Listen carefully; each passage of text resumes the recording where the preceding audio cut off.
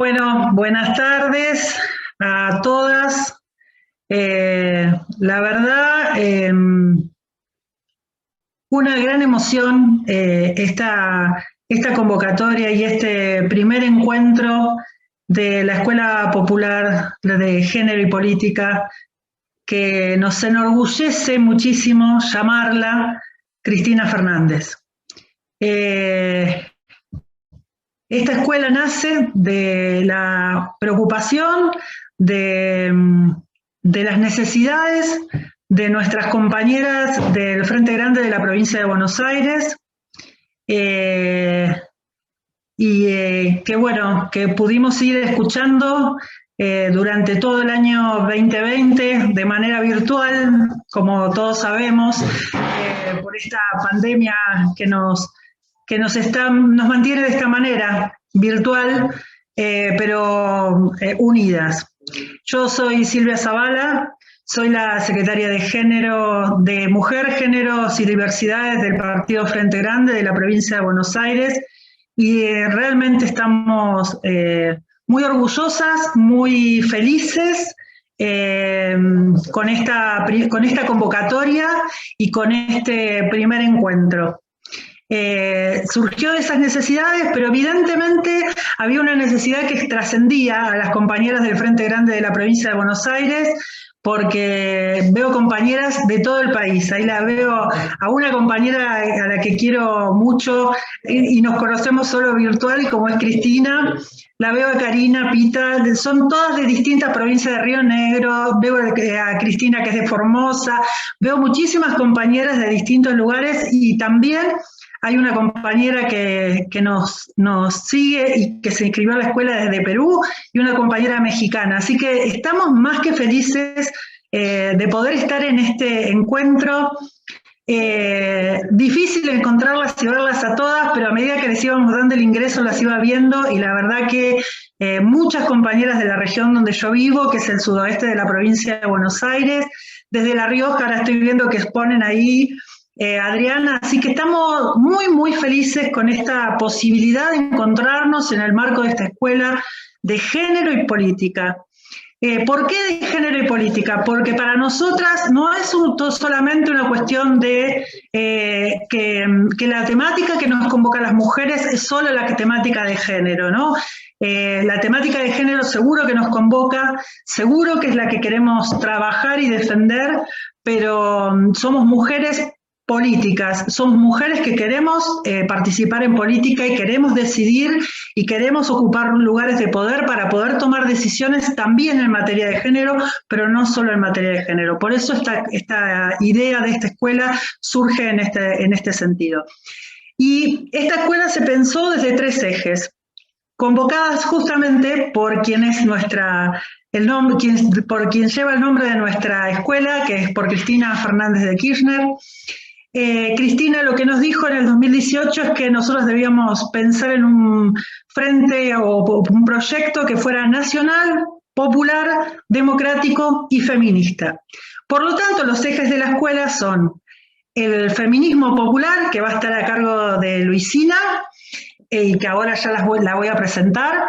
El eje que tiene que ver con lo nacional, pero que por supuesto también tiene que ver con lo latinoamericano, porque así es como concebimos también el desarrollo nacional. Y el último eje, que es el eje democrático. Va a haber 2 encuentros que tienen que ver con estos ejes, 2 encuentros de formación a cargo de Luisina primero, de Charo después y por último de Indiana. Pero también después vamos a tener una charla de mujeres que ya hoy ocupan lugares políticos. Pudimos ver al comienzo a nuestra embajadora en el Vaticano, ella va a ser una de las que va a ser partícipe de nuestras charlas, y bueno, y varias mujeres más que vamos a contarles cuando ya estemos más cercanas para mantener esa expectativa también. Y por supuesto que va a haber un formato no de taller como nos imaginamos, porque lo virtual siempre complica, pero sí va a haber también un taller. Que va a ser, el primer taller va a ser ley, ¿no? Ya tenemos la ley del aborto legal, seguro y gratuito, la interrupción voluntaria del embarazo ya es ley, por lo tanto vamos a trabajar sobre eso, y también uno que va a tener que ver con todo lo que tiene que ver con lo legislativo, con el trabajo, con lo democrático, con el eje de lo democrático. Así que eso va a ser la conformación de la escuela. Ahora va a ser los sábados de 10 a 12, pero hoy, por excepción, por un tema de Luisina, tuvimos que comenzar este miércoles. Les vamos a pedir, hay algunas personas que hoy ingresaron a la sala con nombres como el nombre Telma o el nombre, no sé, cualquiera de los nombres. Es más, algunas ingresaron mamá de tal persona. Les pedimos por favor que vayan a donde están los participantes, que se busquen a ustedes donde aparecen como participantes. Separen en ustedes y van a encontrar con que les aparece la posibilidad de renombrarse. Renómbrense, pónganse el nombre que ustedes tienen real para que nosotros podamos llevar quiénes estuvieron participando, quiénes son las compañeras que hoy están participando del encuentro. Eso por favor se los pido, así ya van quedando con sus nombres y apellidos. Cualquier duda, consúltenlo en el chat y Sergio les contesta de cómo lo tienen que hacer si tienen alguna duda, pero les pedimos por favor que hagan de esa manera y que intenten siempre entrar con su nombre y apellido para que esto no pase. Bueno, como acá lo más importante es esto, lo que nos vinimos a encontrar, que es a formarnos en esta materia, en lo que es género y política, y también a formarnos en este primer eje, que es el feminismo popular, que es al que nosotras adherimos, y que queremos no solo adherir desde una idea, digo, más sensorial, sino realmente desde una formación. Vamos a empezar a escuchar a quien hoy nos va a estar acompañando desde este eje formativo, que es Luisina Boya. Luisina es licenciada y doctora en filosofía por la Universidad Nacional de La Plata. Trabaja como investigadora en el Centro Interdisciplinario de Investigaciones en Género de la Universidad de La Plata, justamente, y es becaria postdoctoral del Consejo Nacional de Investigaciones Científicas y Tecnológicas, nuestro querido CONICET. Se desempeña como docente de grado y posgrado en la Universidad Nacional de La Plata, ha participado de proyectos de investigación y de extensión en temáticas vinculadas al género, los feminismos y la filosofía de género. Sobre estos temas ha publicado artículos, capítulos de libro y 2 libros en coautoría, Antropología Filosófica y el libro Herramientas para hacer frente a la violencia de género, aportes y experiencias desde los feminismos. La verdad, un lujo contar con Luisina. La verdad que cuando tuvimos la posibilidad de contactarnos y que le conté cuál era la idea de esta escuela, fue capaz de ponerlo en contenidos rápidamente, así que muy contentas de que hoy nos acompañe. Y les vamos a pedir que a medida que ella vaya hablando, si surgen dudas, ustedes las escriban en el chat. Nosotros vamos a hacer una selección de esta manera. Las que sean solamente conceptuales no las vamos a reproducir por una cuestión muy sencilla. Hoy, después de la reunión, les vamos a estar mandando el material teórico que nos dejó Luisina para que ustedes lo tengan. Por lo tanto, no hace falta volver a hacer una pregunta que sea teórica porque esa va a estar en el material. Pero aquella que a ustedes les surja desde la reflexión, la hacen en el chat. Nosotras vamos a tratar de juntar las que por ahí se parecen, o vamos a hacer una selección y se las vamos a pasar a Luisina en el final de esta exposición. Bueno, agradecidísima, feliz de verlas a todas, orgullosa de este espacio que nos hemos dado, y bueno, Luisina, te dejo con las compañeras que van a estar, sos a la que quieren escuchar. Muchas gracias, Silvia, por la invitación, por la presentación. Ya estaba súper contenta y escuchar a la negra, la música ya me terminó de emocionar, así que estoy súper contenta y emocionada también. Bueno, hoy estoy súper contenta de compartir con ustedes este inicio de esta escuela, de este espacio que me parece súper importante, y espero que lo puedan disfrutar y que lo puedan aprovechar. Bueno, como les había comentado, yo no pude estar, bueno, como estamos todas, ¿no? Bastante desbordadas de actividades, de cosas, así que no pude estar en la presentación en forma presencial, así que grabé ese video, no podía estar el sábado, así que tuvimos que correr, así que les pido disculpas por esos contratiempos de esta nueva vida que estamos llevando con pantallas en las que hacemos muchas más cosas de las que hacíamos, siento, ¿no? Y bueno, y que tiene que ver con los temas de los que vamos a trabajar en estos dos encuentros. Y el tema que vamos a desarrollar en este primer módulo va a ser justamente feminismos populares. Y yo quizás, para pensar de qué forma presentar esto, compartir esto con ustedes, conversar en la medida de lo posible, porque somos un montón, pero me interesa que podamos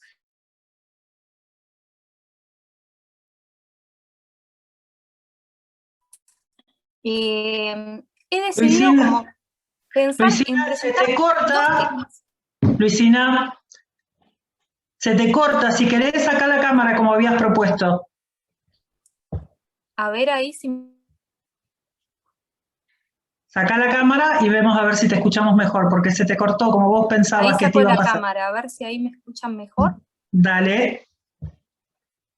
Sí, hoy estuve todo el día con la conexión inestable y incluso Ahora se en te un escucha Zoom a la perfecto. mañana una clase me desaparecí, tuve que volver a entrar. Así. Igual ahora se te escucha. ¿Ahí me escuchan bien? Sí. Bien. Bueno, no, y como les comentaba, mi idea es presentarles hoy algunas miradas como una especie de introducción. Definir los feminismos es muy difícil. Decir de qué hablamos cuando hablamos de feminismos, ¿se corta o se escucha? Se escucha, se escucha.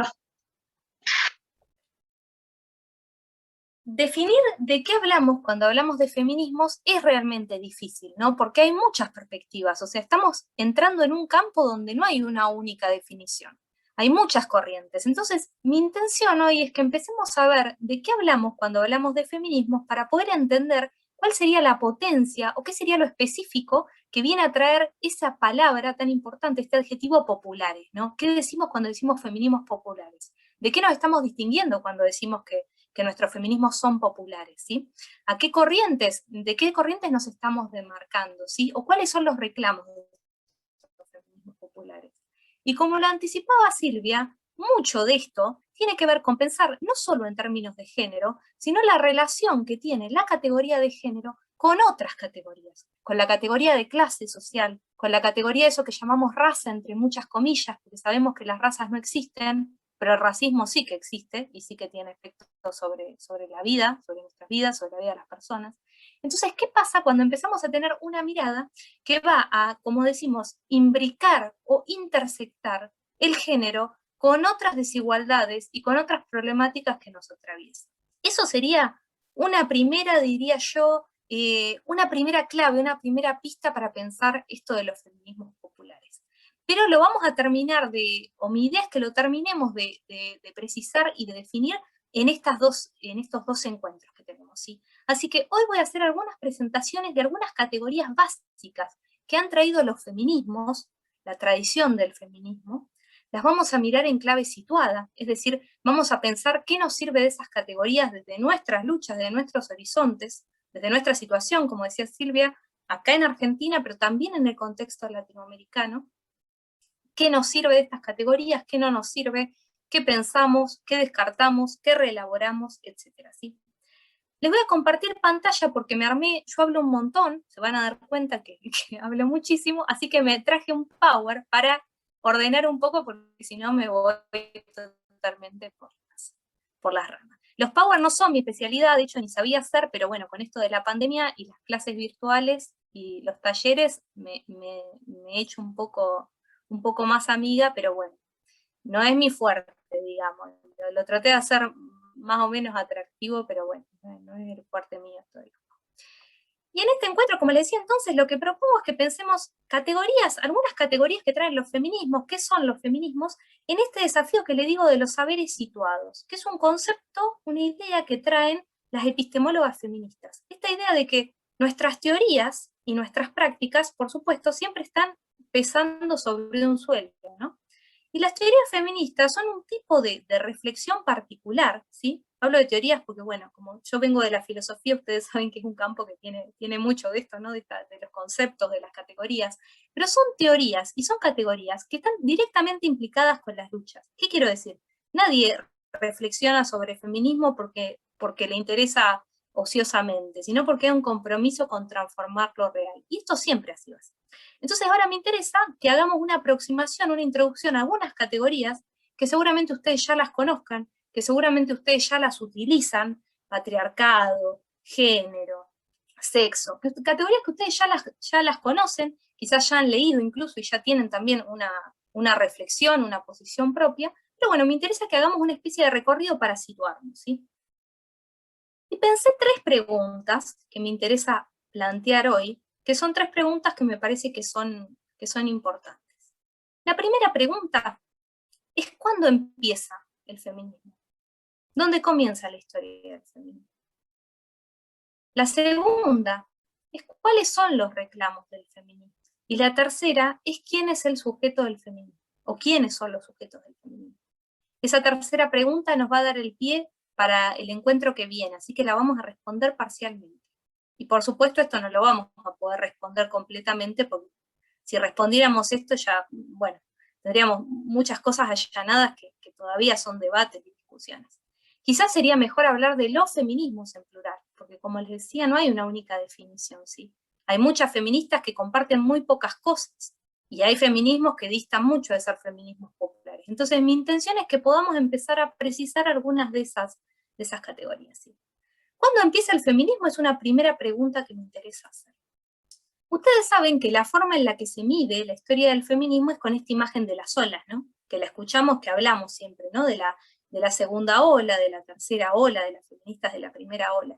Y les voy a comentar un poco cuál es este relato, ¿sí? ¿En qué consiste este relato?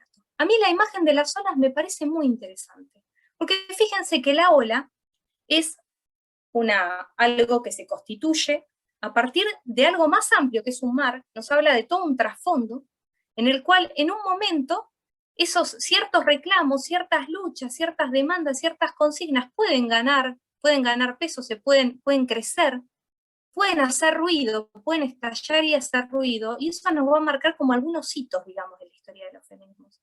Pero las olas no se entienden sin ese mar que está detrás. ¿Qué quiere decir?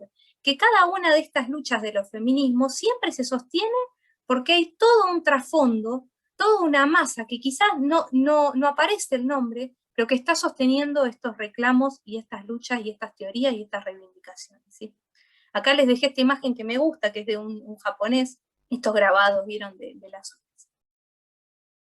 Vamos a ver un poco cómo es la historia oficial, el relato oficial, como diríamos, ¿no? De la historia del feminismo. Es decir, si ustedes van a estudiar, a decir, bueno, ¿qué es el feminismo? Van a encontrar que se lo periodiza o se lo define a través de estas imágenes de las olas, que son, como les digo, momentos de eclosión de reclamos, momentos donde los reclamos del feminismo, las prácticas feministas y las teorías feministas van ganando visibilidad, ¿no? Esa imagen de la ola también la usamos mucho cuando hablamos de la marea verde, ¿no? Cuando fue toda la lucha por la sanción, bueno, que como decían, que ahora por suerte es ley, también hablamos de esto, ¿no? De la marea verde, era la imagen de la ola. La historia oficial del feminismo dice que los feminismos empiezan en Europa a fines del siglo XVIII y a principios del siglo XIX. A esos feminismos, lo que nos dice este relato oficial, nos dice que los feminismos empiezan de la mano de la Revolución Francesa en un contexto donde se empiezan a cuestionar las jerarquías naturales, lo que se llamaban las jerarquías naturales, ¿no? Esta idea de los ideales de libertad, igualdad y fraternidad, que vamos a poner el foco en esto. Esos ideales impulsan a muchas mujeres que en esa época en Europa se dan cuenta de que no están siendo incluidas en esos proyectos, ¿sí? ¿Cuáles eran las reivindicaciones? ¿Cuáles eran los reclamos de esa primera ola? Bueno, el derecho a la educación, que no tenían las mujeres en esa época, y por supuesto el derecho al sufragio. Es una lucha que se inicia muy tempranamente, allá en el siglo XVIII, y que ustedes saben que tarda muchísimos años en conseguirse, ¿no? Un poco después, ya en el siglo XX, pero también dentro de esta primera ola, aparece lo que llamamos el giro de clase. Todo esto dentro del relato oficial, ¿sí? Que empieza a pensar que no solo sufren, por ejemplo, por ser mujeres, muchas personas asignadas como mujeres, sino que hay una situación específica de las mujeres trabajadoras, de las mujeres que trabajan en la fábrica, estamos en un contexto de industrialización también, y aparece demandas vinculadas al trabajo, a las condiciones de las mujeres en el trabajo. Esto lo estudió mucho Mirta Lobato, en el caso de Argentina. Si ustedes han leído la historia de las mujeres en Argentina trabajadoras, ella estudió mucho el caso de las mujeres trabajadoras en los frigoríficos, acá, de nuestra zona, es muy interesante. Esto sería parte de la primera ola. Hay quienes lo periodizan diferente, ustedes saben que toda clasificación siempre es arbitraria, pero bueno, yo les presento como la más estándar. ¿Sí? Después vendría una segunda ola, estamos pensando en términos de ampliación de derechos, que tendría lugar en la segunda mitad del siglo XX, más o menos, de 1950 en adelante, esto que se llamó en esa época el feminismo radical. Y ya no estamos en Europa, sino que estamos yendo hacia Estados Unidos en este relato oficial.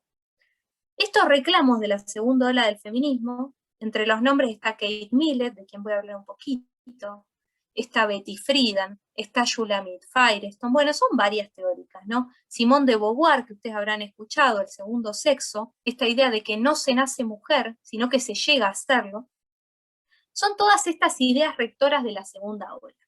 Y los derechos que se van a pedir para sintetizar las demandas durante la segunda ola van a tener que ver con derechos sexuales y reproductivos, ¿sí? Van a aparecer categorías como patriarcado, que hoy la vamos a trabajar, categorías como sexo y género, la distinción entre sexo y género, ¿sí? Entonces, la historia del feminismo empezaría en Europa a fines del siglo XVIII, luego iría hacia Estados Unidos, y ahora estaríamos transitando una tercera ola en el presente, hay quienes piensan que es una cuarta ola, donde estamos frente a la emergencia de feminismos que se han masificado, es decir, movimientos feministas que se caracterizan por la masividad. Como hitos acá en Argentina, Ni Una Menos, el 8M, los paros nacionales en Argentina, en Polonia, el paro internacional, los paros internacionales de mujeres, el 8M, y lo que aparece es el derecho a la vida, ¿no? El derecho a qué tipo de vida, vidas dignas, pero la lucha contra los feminicidios cobra mucha importancia, lo vamos a ver en el próximo encuentro, y el derecho a las vidas en plural, es decir, la idea de que también cada persona tiene derecho a vivir su vida de acuerdo a la identidad que percibe, quizás por fuera de los marcos del binarismo, ¿sí? Entonces aparecen también las teorías queer, el protagonismo de nuevos sujetos también, ¿no? Las personas LGTB, lesbianas, gays, travestis, transexuales, intersex, ¿sí? Ahora, lo que me interesa pensar de acá, fíjense, entonces, recién estoy hablando de Argentina y de América Latina acá, en esta tercera ola, ¿no? ¿Cuál es el lugar que ocupamos en ese relato oficial del feminismo, ¿sí? Si el feminismo empieza con la Revolución Francesa, esa es nuestra historia, digamos, es la historia de nuestros feminismos. Y acá eso es lo que me interesa traer, ¿no? Porque en este relato oficial, vuelvo, América Latina, nuestro país en particular, recién estaría ingresando acá, se entiende, en el siglo XXI. Y esto es necesario desarmar. ¿Por qué? Porque es un relato que está sesgado, es un relato que está mirando ciertos recorridos, de ciertos movimientos, de ciertos sujetos que no eran claramente las mujeres latinoamericanas, ¿sí? Y las mujeres argentinas. Hoy Argentina es un faro, digamos, para el movimiento. Leemos a veces textos de feministas, vamos a hablar de Nancy Fraser, estadounidenses que dedican sus libros a las mujeres de Argentina, por el protagonismo que estamos teniendo, por la masividad que tienen nuestras luchas, y eso tiene que ver, por supuesto, con la historia de nuestro país, y con la historia de los reclamos y de los movimientos sociales en nuestro país, ¿sí? Y del movimiento de derechos humanos. Pero bueno, aquí quiero llegar entonces, me estoy anticipando un poco. Mi pregunta es entonces, ¿qué lugar ocupamos en ese relato? Recién en la tercera ola estamos las mujeres latinoamericanas sumándonos a esto. Bueno, por supuesto que no, ¿no? El problema es quién está narrando esa historia y desde qué lugares, ¿sí? Entonces acá, algo que me parece interesante, que es casi una convocatoria también, es el desafío de construir nuestra genealogía situada, ¿sí? Nuestros propios relatos. Quizás, si intentamos pensar nuestros feminismos y la historia de nuestras luchas según esas olas, va a haber muchas cosas que nos van a quedar por fuera, va a haber figuras que no vamos a poder entender, ¿sí? Acá yo les puse algunas, pero por supuesto son muchísimas más. Les puse a Remedios del Valle, ¿no? La madre de la patria, ¿no? Que luchó durante la Revolución de Independencia acá en lo que posteriormente sería nuestro país, nuestro territorio. Dicen que era la única mujer, ¿no?, que Manuel Belgrano aceptó en el ejército y llegó a tener un cargo de capitana o de sargento, ¿sí? Afro-argentina, afrodescendiente, es ella quien está acá arriba, en el margen, arriba a la izquierda. Juana Zurduy, por supuesto, que ustedes ya conocen, ¿no? También les puse a Micaela Bastidas y a Bartolina Sisa, con esta idea que ustedes comentaban hoy por el chat, ¿no? Esta idea de los feminismos latinoamericanos, ¿no? Que lucharon antes que Remedios del Valle, antes que Juana Zurduy, en las primeras luchas contra los españoles por la independencia, ¿sí? En lo que hoy sería el territorio del Perú y en lo que hoy sería el territorio de Bolivia, ¿sí? Y por supuesto, bueno, Eva, ¿no? Entonces me interesa pensar esto, ¿no? ¿Cómo reconstruimos nuestros relatos y cómo construimos un feminismo que dé cuenta de nuestros problemas, de nuestros desafíos, ¿sí? Es decir, que no estemos queriendo encajar en un molde, en un relato que quizás no es el propio, que no estemos importando discusiones o importando categorías que quizás no son las que nos interesa discutir, ¿sí? Fíjense acá esta idea de que hay una agenda propia de nuestros feminismos en Argentina y latinoamericanos, esa doble mirada está presente todo el tiempo. Ya aparece acá, esta figura que puse acá, chiquitita abajo a la derecha, no sé si ven el mouse, es Elvira López. Ella fue la primera filósofa acá en este país. En 1901, dice Dora Barrancos que era hija del pintor Cándido López. Ustedes habrán visto las pinturas, digamos, de la Guerra del Paraguay, vieron que pinta unos cuadros con unos hombrecitos chiquititos. Y ella en el año 1901, esta mujer, Elvira López, hizo una tesis que se llamaba El movimiento feminista en América Latina. Y con esa tesis se doctoró de filósofa en 1901. Fíjense entonces que nuestro feminismo ya viene andando, bueno, acá está muy atrás, no mucho más atrás lo estamos llevando. ¿Y saben qué decía Elvira López en esa tesis que se la bocharon 2 veces y a la tercera la pudo defender, porque por supuesto frente a un jurado de hombres tenía su dificultad? Ella decía, las palabras que el feminismo europeo pronuncia a cada paso no tienen significado para las mujeres latinoamericanas, decía Elvira López. Las palabras igualdad ante la ley, las palabras igualdad de oportunidades, acá en América Latina, decía ella, tienen poco, nos interpelan poco. Porque acá, decía ella, la desigualdad es ante todo económica, decía Elvira López. Y fíjense que era una mujer universitaria, esta que lo decía. Pero muchas de esas mujeres universitarias, de estas primeras feministas, que hubo muchas en el siglo XX, a principios del siglo XX, eran hijas de migrantes, no eran todas, digamos, mujeres de posición acaudalada, ni mucho menos. Y ella decía entonces que acá en Argentina y en América Latina, el problema de las mujeres tenía dimensiones económicas, es decir, había un problema de clase también, un problema económico.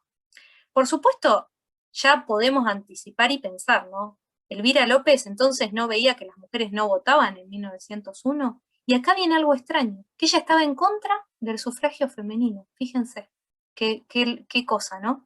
Si nosotras queremos poner a Elvira López dentro de las olas de ese relato oficial, diríamos, bueno, por el periodo, por la época en la que vivió, 1901, seguro que era una sufragista, y no, y eso es parte también de las tensiones que tienen nuestros propios relatos, nuestras propias historias, ¿sí?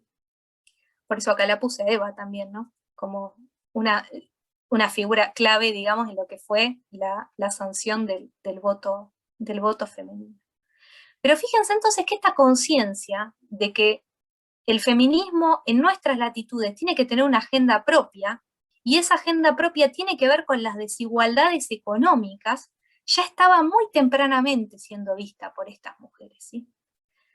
Acá tenemos varios desafíos, ¿no? Por un lado, ustedes saben que hace un tiempo que estudio estos temas, pero no conocía a ella, y yo soy filósofa, les comentaba a Silvia, pero no conocía a Elvira López, la conocí hace pocos años. Y eso tiene que ver también con la dificultad que tenemos para transmitir estas historias propias, ¿no? A veces estudiamos la historia de los feminismos y solo estudiamos la historia de las feministas europeas. Y no estudiamos la historia de feministas acá en Argentina, en América Latina, o de mujeres que quizás no se llamaban feministas, pero que hicieron mucho por los derechos de las mujeres, y que también tienen que estar en pienso yo en esa genealogía. ¿Qué pasa acá? Bueno, fíjense, si ustedes pueden buscar, yo les voy a comentar algunas cosas, la idea es que ustedes puedan después, si quieren, leer y ampliar. En 1901, les decía, entonces ya había graduadas, había cosas que las mujeres en Europa no podían hacer, claramente. Las mujeres en Europa en esa época no podían ni estudiar, ¿no? Acá podían estudiar, pero después no la dejaban trabajar. La mayoría no podía estudiar, claramente, y eso Elvira López lo veía también, ¿no? Por eso es un problema económico el de las mujeres en nuestro país. Las pocas que podían estudiar después no las dejaban trabajar, pero bueno, son relatos que tenemos que reconstruir y que llegan un poco entrecortados. Y eso tiene que ver, indudablemente, entre otras cosas, con, bueno, por un lado una construcción de la historia que no ha recuperado a muchas de estas figuras, algunas sí, pero la mayoría no, con complejidades propias. Por ejemplo, eso, pensamos cuántos golpes, cuántas interrupciones de la democracia tuvimos en nuestro país en el siglo XX. Y cómo eso va trabando también la construcción de nuestras genealogías. Cómo se van quebrando, cómo estamos reconstruyendo esos legados, ¿sí? Estas tradiciones, de estas luchas de las mujeres. ¿Qué implica entonces, como les digo, desde muy tempranamente estas mujeres que han luchado y que han pensado en América Latina? No se puede disociar los reclamos del feminismo del territorio. Estamos en el continente más desigual, ustedes lo saben, ¿no? Además de las desigualdades de clase, con la historia colonial que tenemos, una historia, como les puse acá, de saqueos, de pillajes, de despojos, ¿sí?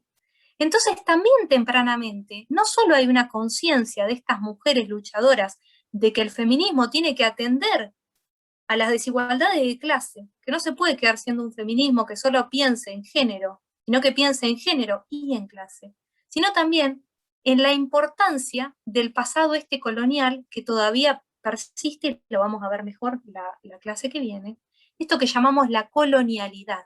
Es decir, aunque no seamos colonias, aunque formalmente seamos independientes, ¿qué desafío tenemos todavía en ese terreno, sí? ¿Y qué implica pensarnos desde América Latina? Entonces aparece también otra idea, estoy anticipando cosas que algunas las vamos a ver mejor en el próximo encuentro, que tiene que ver con la defensa de los cuerpos de las mujeres y también de los territorios. Y eso se ve muy claro en aquellas luchas de estas primeras mujeres que les mencionaba al inicio, de Remedios del Valle, de Juana Zurduy, de Micaela Bastidas, de Bartolina Sisa, ¿sí? Y bueno, por supuesto de Eva Perón.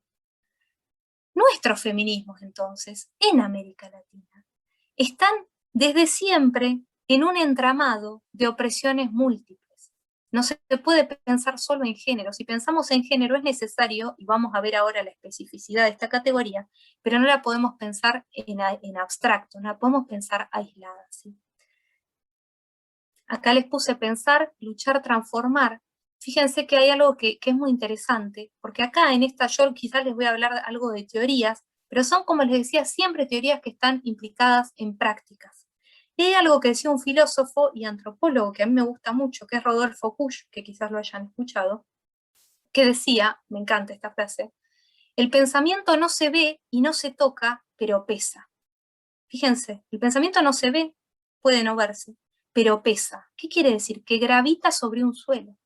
Los pensamientos, la gente cuando produce una teoría, una filósofa, una socióloga, una militante, siempre están dialogando y siempre están explicando o interviniendo en sus contextos, en ciertas disputas con otras personas, con otras corrientes, con otros discursos. Entonces, el pensamiento siempre pesa, y eso me parece interesante tenerlo del inmenso Rodolfo Kusch, ¿sí? Perdón que yo no puedo ir mirando el chat porque como me anda muy mal internet, si toco cualquier cosa que no sea el power, corro el riesgo de que se me colapse de que se salga, así que no voy a ir leyendo, pero todo lo que sea preguntas y eso, como les decían las compañeras al inicio, pueden ir poniéndolo en el chat. Tenemos entonces un doble desafío o un triple desafío, como mujeres y como latinoamericanas. Y como latinoamericanas eso implica que tenemos un desafío en el continente más desigual y en un continente que todavía está atravesado por las tensiones que implica haber sido colonia. Entonces hablamos de lo que llamamos el entramado de estas opresiones, ¿no? Es decir, pensar que existe un paradigma patriarcal, ahora lo vamos a ver, pero que ese paradigma patriarcal está articulado con un paradigma que llamamos eurocéntrico, es decir, colonial, que tiene el centro en Europa, y clasista, por supuesto. ¿Vamos bien hasta acá con esto? Perfecto. Me anticipé. ¿De qué hablamos cuando hablamos de paradigma patriarcal? ¿Qué es el patriarcado? Que es una gran categoría de las teorías feministas, ¿no? Bueno, la idea de patriarcado, la primera que la formula es esta mujer, me encanta esta foto porque es súper 70s, que fue Kate Millett, que escribió un libro en 1970 que se llamó Política Sexual. Política Sexual. Es la primera vez que aparece una definición así sistemática, digamos, del patriarcado. Eso no quiere decir que esta palabra no existiera. Y de hecho, algo que es interesante es que es un concepto que Kate Millett toma de las manifestaciones de las mujeres de la época en Estados Unidos, del movimiento de mujeres. Es decir, que el patriarcado es una categoría que no viene de la academia, sino que viene de las militancias. Ella después la retoma y la formaliza, ¿sí? Y la define así. Dice, el patriarcado, dice Kate Millett, es un sistema básico de dominación sobre el que se asientan, sobre el que se construyen los sistemas racista y de clase, y que genera una desigualdad fundante en todas las relaciones entre varones y mujeres. Esa es la primera definición que tenemos de patriarcado. Primera definición formal, pero como les decía, ya existían las pancartas, ya existían las consignas. Por otro lado, es un concepto que antes de que las feministas se lo apropiaran en sentido crítico, no tenía un sentido feminista. El patriarcado antes describía una forma de organización donde era el padre, de ahí viene la palabra, el pater, en latín, el padre, el que tenía el poder sobre la familia, que en esa época era la familia de la esposa, les hijes, esclavos, esclavas, era una familia extensa, ¿no? Y en esa época no se usaba en sentido crítico el patriarcado, y eso tenemos que estar atentas también, porque a veces cuando alguien dice algo del patriarcado no necesariamente está cuestionándolo, ¿no? Lo que hacen las feministas es reapropiar ese concepto, resignificarlo y mostrar que es una forma de dominación, y que no es un orden natural, y esto es muy importante, sino que es producto de determinadas formas de organizar la sociedad, pero podría haber sido de otra manera. No es algo que existe por naturaleza. Es muy importante de esta primera definición, y esto lo quiero enfatizar, que la definición esta que da Kate Millett del patriarcado como un sistema de dominación enfatiza ese plano del sistema. ¿Qué quiere decir? Que los conflictos de género no son problemas solamente individuales, no es un problema entre un agresor y una víctima, entre un varón o una persona que le pega a una mujer, sino que es un problema estructural, es decir, hace un pasaje de lo individual a lo estructural. Eso se va viendo en nuestras leyes, por ejemplo, ¿no? Ustedes saben que antes había una idea de que si el esposo le pegaba a la esposa, así estuviera en la calle, en la vía pública, la policía no podía intervenir, porque se entendía que era un conflicto del orden privado, aunque estuvieran en la calle, ¿no? Y eso todavía sigue pasando muchas veces, ¿no? Que hay gente que no interviene porque dice no es un problema privado. Lo que hace Kate Millett es decir, eso no es privado, eso es político, por eso se llama Política Sexual este libro, ¿no? Entonces saca la violencia de género del plano de las relaciones entre dos, como si fuera un conflicto privado, y lo lleva al plano estructural. Dice, esta forma de organizar lo social es algo estructural y nos atraviesa a todas y a todos, digamos. Por supuesto, después somos individuos quienes lo encarnamos, entre comillas, pero es un problema estructural. Eso se va viendo en cómo van cambiando las leyes. De las leyes que lo definían, por ejemplo, como violencia familiar, violencia doméstica, y después ya se va a hablar de violencia de género, de una violencia estructural, ¿sí? Es un problema público, no es un problema privado. Esa es la idea de Kate Millett, ¿sí? Otras características de esta categoría patriarcal. Es interclasista, dicen las teorías feministas. Es decir, atraviesa todas las clases sociales. No es un problema de ciertos sectores. Está presente en todas las clases sociales, ¿sí? Porque es otra forma, es una forma de organizar lo social, es una forma de resolver conflictos, es una forma de jerarquizar, que está presente en todos los sectores sociales. Clases altas, sectores populares, clases medias, ¿sí? Opera también a nivel ideológico, a nivel simbólico, eso en nuestra ley, en la 26485, es muy claro, ¿no? También se reproduce en chistes, en imágenes sexistas. Es metaestable, Eso quiere decir que tiene cierta estabilidad, es difícil de modificar esto. Esto no es que es natural, no es natural, pero es difícil de modificar. Si está muy arraigado, esto estamos hablando del sistema patriarcal, ¿no? Y acá una pregunta que hacemos es, ¿eso quiere decir que es universal? ¿Que siempre fue así, que no puede ser de otro modo? No, por supuesto, es histórico siempre. Es decir, que va a variar en cada época y en cada lugar. Esto lo han visto muy bien quienes trabajan y luchan acá en América Latina, las feministas comunitarias, por ejemplo, que han visto que también en las propias comunidades originarias había formas de organización que eran patriarcales, pero eran diferentes, no eran iguales que el patriarcado europeo. ¿Qué pasa? Dicen estas feministas comunitarias, que vamos a volver en la clase que viene, pero lo anticipo. Se produce como un entronque, dicen ellas, de patriarcado, ¿no? Las mujeres originarias acá en nuestro territorio, lo que se llamaba Abya y Ala, que era el nombre originario, también sufrían opresiones de género, pero eran diferentes. Tenían poder político. Fíjense, porque si no nos explicaría cómo encontramos tantas mujeres luchando, por ejemplo, en las guerras de independencia, ¿no? Las mujeres tenían un papel político, no era la imagen de la mujer encerrada en la cocina que tenía Europa en esa época, era otro el papel de las mujeres acá en América Latina. Y eso nos permite entender también la importancia que han tenido, como les decía, las mujeres históricamente en nuestros movimientos sociales, ¿sí? Es una imagen muy distinta de la mujer que está encerrada, como les decía, en la cocina, es otra historia. Pero eso no quiere decir que no fueran también patriarcales esas formas de organización, ¿sí? Esto lo llamó, por ejemplo, Rita Segato el patriarcado de baja intensidad. Ella creía, ella es antropóloga, ustedes saben, es una figura súper polémica, pero bueno, que siempre dinamiza y trae debates y bueno, ahí arma discusión, ¿no? Y este concepto generó mucha discusión, porque le dijeron, bueno, Rita, pero ¿cómo medís la intensidad del patriarcado? ¿Es patriarcado o no es patriarcado, no? Pero bueno, ella decía, es un patriarcado de baja intensidad el que existía en nuestros territorios antes de la invasión colonial, antes de 1492, en eso que se llamaba Abya y Ala, ¿sí? Y lo que se produce en todo caso después es un entronque, es decir, las mujeres en estas tierras también estaban históricamente en una situación de relativa subordinación, es decir, no tenían el mismo poder que los varones en sus comunidades, pero tenían poder, tenían participación política. Lo que va a hacer la posconquista, digamos, la posinvasión colonial, es reforzar algunas cuestiones que ahora vamos a ir viendo. ¿Sí? ¿Qué característica tiene este orden patriarcal que estamos diciendo que es histórico, que atraviesa las clases sociales? Es una concepción del mundo y de los seres humanos que se organiza en lo que llamamos pares binarios, pares de dos términos, que son opuestos. Fíjense, acá yo les escribí algunos, pero hay muchos más. Superior e inferior, razón y racionalidad o razón-emoción, cultura-naturaleza, activo-pasivo, abstracto-concreto, universal-particular, público y privado, que está muy importante, ¿no? Porque sigue muy pregnante, ¿no? Estos conjuntos, esta serie, va a estar jerarquizada, es decir, uno de esos términos se va a considerar superior al otro.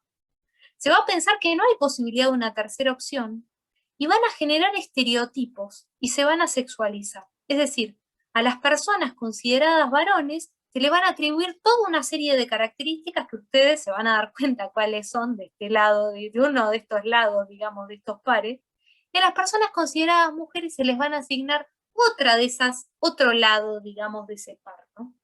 Entonces las mujeres se va a decir que son por naturaleza más emocionales, más emotivas, que están más cerca de la naturaleza porque, y bueno, porque menstruan, porque tienen las hormonas, porque no sé qué, toda esta idea, todos estos estereotipos, ¿no? Y muy importante, esta distinción entre los espacios que deben habitar una y otra persona, ¿no? Va a aparecer esta idea que es muy moderna, muy europea, que acá, según dicen las antropólogas, no era así, de que las mujeres tienen que estar en lo privado, tienen que estar en la casa, en la cocina, y no tienen que estar en el espacio público, ¿sí? Estos pares binarios, entonces, que son la característica del patriarcado, que son características de lo que llamamos el pensamiento occidental, están sexualizados. Van a dividir lo humano y lo van a asignar a uno u otro lado. Yo les van a mandar para leer, les propuse como lectura un texto muy lindo de una pedagoga brasilera que se llama Guacira López Louro, es un capítulo, ella habla de las marcas del poder, ¿no? Porque ¿cuál es el problema? El problema es que esos estereotipos están también en nuestro cuerpo, se inscriben, son marcas que cargamos, ¿no? ¿Qué hace este sistema patriarcal que decimos que es estructural, que es un sistema básico de dominación? Ese sistema va a dividir a la humanidad en solo dos categorías en principio, ¿no? Varón-mujer, masculino-femenino, y les va a asignar una serie de roles y estereotipos, ¿sí? Podríamos haber ordenado los cuerpos a partir de otras categorías. Podríamos haber clasificado los cuerpos por el tamaño de las orejas. Los cuerpos, ustedes saben, el color de la piel históricamente, lamentablemente, sí ha sido un criterio de clasificación de los cuerpos, pero se podría haber clasificado los cuerpos por la altura, por el peso también sigue siendo un criterio de clasificación, pero bueno. Pero masculino-femenino es como una especie de filtro que es muy importante y que está muy arraigado en nuestra percepción. Esto lo va a decir mucho después Butler y otras, bueno, no importa, pero es esta idea de que nos cuesta mucho percibir los cuerpos como personas, por decirlo de alguna manera. Siempre que vemos a alguien, es como que lo primero que pensamos es en el género. Y cuando no vemos a alguien y no lo podemos ubicar en un género, cuesta mucho. Cuesta porque nuestra percepción sigue estando muy marcada por esto, sigue estando atravesada, ¿no? Pero ustedes imagínense que dentro de la variedad de cuerpos posibles no es la única forma de clasificar, podría haber muchísimas más, ¿no? Y todo esto ha sido muy puesto en cuestión por los movimientos de disidencias sexogenéricas, ¿no? De personas que no aceptan encasillarse de uno o este lado de este binarismo, ¿no? Pero todavía nos cuesta corrernos de esta matriz y todavía seguimos asignando en función de varón-mujer toda una serie de estereotipos y de características, ¿sí? Hay una idea de heteronormatividad muy fuerte en esto, ¿sí? También que es característica también del orden patriarcal. Esto que algunas feministas dijeron es la heterosexualidad, pero no la heterosexualidad como la práctica de con quién una persona tiene relaciones sexuales, sino lo que llaman la heteronormatividad, la heterosexualidad como un régimen político, la imposición de la heterosexualidad como la única forma posible de vincularse. Y eso también va a producir opresiones y discriminación en las personas que no acepten esa imposición heteronormativa, ¿sí? Esos pares, esa distinción, por ejemplo, público y privado, ha estado históricamente a la base de lo que llamamos el contrato social, que es una idea que ustedes habrán escuchado porque hace un tiempo que también estamos hablando mucho de esto, ¿no? ¿Qué es el contrato social?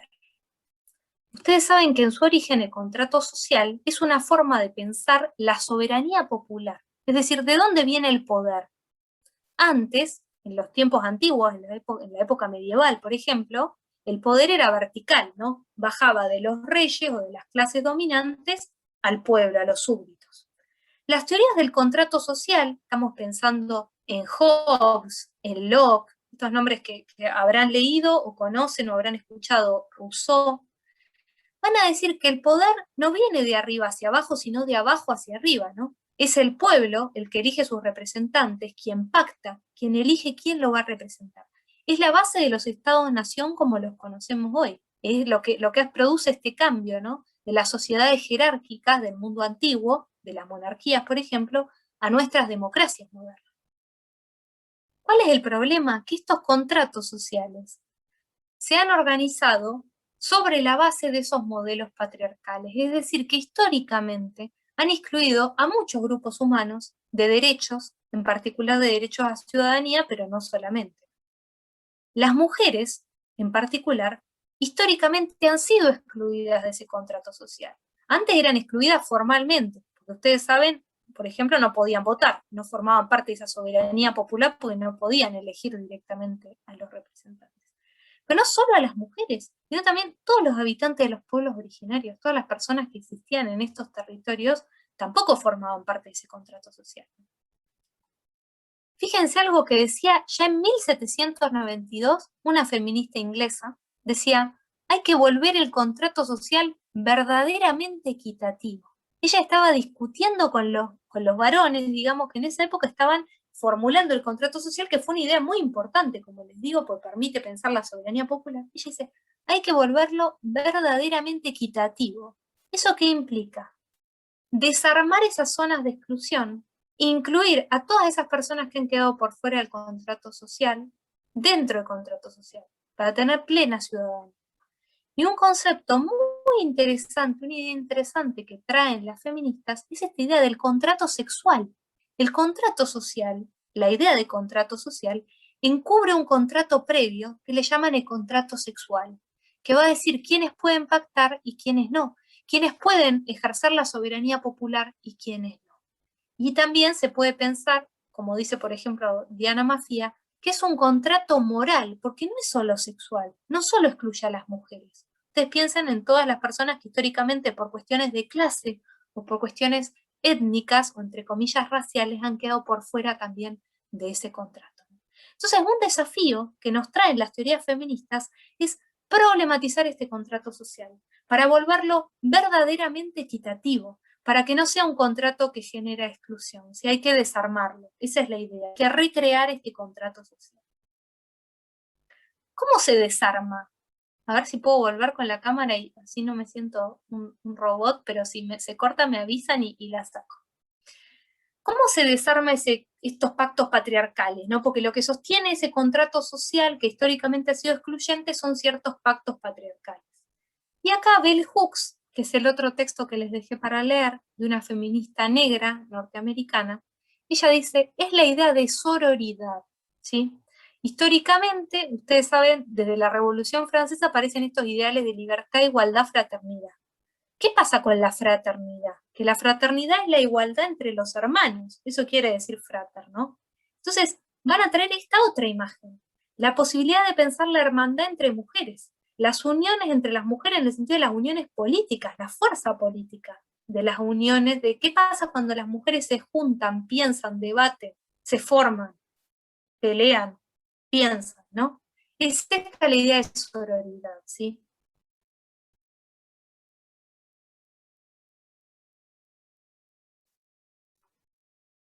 Pero acá podemos preguntar, entonces solo las mujeres. Si la idea es entonces que tiene que haber un pacto de las pactos, nuevos pactos de las mujeres para desarmar ese contrato social y crear otro contrato que sea verdaderamente igualitario, entonces estamos hablando solo de mujeres. Entonces, ¿qué pasa? ¿Quién es el sujeto? Que era otra pregunta que me interesaba traer, si se acuerdan que les decía al inicio. Bueno, y acá es donde quiero traer de nuevo a esta mujer, a Bell Hooks, que acá les dejé la imagen, que es el otro texto que les propuse para leer. Bell Hooks dice, el feminismo no es solo para las mujeres, el feminismo es para todo el mundo. Y esta me parece una idea muy potente en un contexto también donde parece que decir feminismo es decir, bueno, están en contra de los varones o están en contra de los hombres, o quieren cambiar el patriarcado por el matriarcado. Que el matriarcado puede haber sido interesante como una consigna, puede haber sido útil, pero tiene ese problema, que parece que las mujeres queremos tomar el poder para ocupar los mismos puestos que ocupaban los varones sin desarmar esas formas injustas, ¿no? Bell Hooks dice, no, o sea, la idea no es esa, no estamos queriendo reemplazar un orden desigual por otro orden desigual solo que poniendo mujeres, ¿no? Todo lo contrario. Ella dice, el feminismo es para todo el mundo. Esto me parece muy interesante. ¿Qué definición da ella? ¿Cómo piensa el feminismo esta mujer, que no es ninguna ingenua? Bell Hooks dice, el feminismo lo que hace es luchar contra el sexismo. Y eso me parece muy potente también. Es decir, el feminismo no está disputando con varones singulares concretos, está disputando con un orden estructural, con un sistema que genera discriminaciones, que genera jerarquías, que le otorga la palabra a algunos sujetos y a otras no se las otorga, que le otorga visibilidad a ciertos sujetos y a otras no se las otorga. Me parece muy interesante esta idea de ella de pensar el feminismo como una lucha contra el sexismo. Y ella dice, si leen el texto, les vamos a mandar todo el libro, yo les dejé todo el libro para leer, pero en realidad les propuse que lean los primeros 3 capítulos, es muy cortito, es de una lectura muy, muy fácil, muy llevadera, les va a interesar, creo yo, espero. Ella dice, el sexismo también lo tenemos interiorizado a las mujeres, es decir, esta lucha contra el sexismo nos compete por igual a los varones y a las mujeres. Porque también nosotras crecimos en sociedades que son patriarcales y que están organizadas por ese orden, ¿sí? También nosotras hemos interiorizado, dice ella, formas de menosprecio, formas de no animarnos a tomar quizás la palabra, pero bueno, eso no es culpa nuestra, es que crecimos en una sociedad donde eso era así, ¿no? y lo que implica para nosotras hoy hablar en una asamblea, hablar en un espacio, ¿no? O sea, que cosas que ustedes, estoy segura que alguna tiene alguna de estas experiencias, ¿no? Yo me acuerdo, por ejemplo, en la facultad, cuando empecé a estudiar, en la Facultad de Filosofía, que es un espacio que ustedes se imaginarán, lo que es la Facultad de Filosofía no es que sea el espacio de la liberación, ¿no? Es un espacio que tiene sus particularidades, y no hablábamos, o sea, nos costaba muchísimo tomar la palabra, ¿no? Lo mismo pienso en los espacios políticos, ¿no? Lo que nos cuesta. ¿Y eso con qué tiene que ver? Por eso digo, no es que es una cuestión de la culpa nuestra que no nos animamos a tomar la palabra. Tiene que ver con que históricamente hemos sido socializadas, hemos aprendido que nuestro espacio era el espacio doméstico, el espacio de la casa, que teníamos más responsabilidad en ese espacio que en el espacio público, ¿no? Son estas herencias que vienen del largo tiempo histórico, que por supuesto estamos desarmando, y en eso tiene mucha importancia la construcción de nuestras genealogías, es decir, reconocernos en otras mujeres que históricamente han estado disputando ese espacio público, que han luchado, que han pensado, que se han expresado, y en identificarnos también con nuestros referentes, con nuestra construcción de nuestras genealogías. Tiene que ver con eso también, ¿no? En apoyarnos en eso. Eso sería también una idea de sororidad, ¿sí?